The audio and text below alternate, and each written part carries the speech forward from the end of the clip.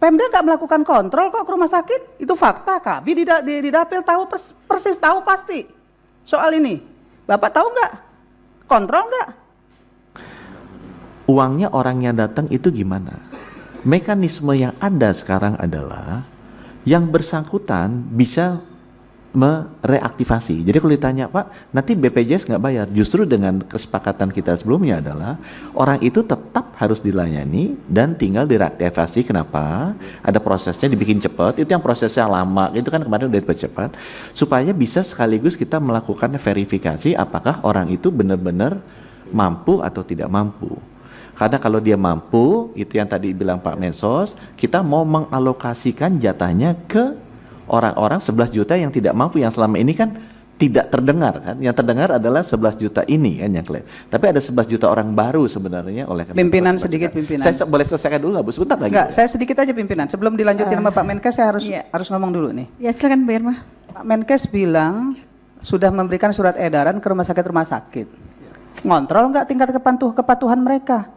Karena faktanya di lapangan tuh banyak yang nolak loh. Jadi jangan cuma bicara, sudah disampaikan kepada rumah sakit, kemudian sudah rumah sakit harus berkoordinasi, Pemda sudah berkoordinasi sama rumah sakit. Faktanya banyak rumah sakit yang nggak mau terima, sebagaimana yang disampaikan Pak Edi Wuryanto tadi. Jadi jangan juga kemudian seolah-olah Pak Menkes merasa sudah selesai nih tugas dari Kementerian Kesehatan. Enggak, Pak. Yang Bapak sampaikan itu cuman fakta di atas kertas. Fakta di lapangannya beda. Itu yang kami gugat. Tingkat kepatuhan rumah sakit itu Bapak kontrol nggak?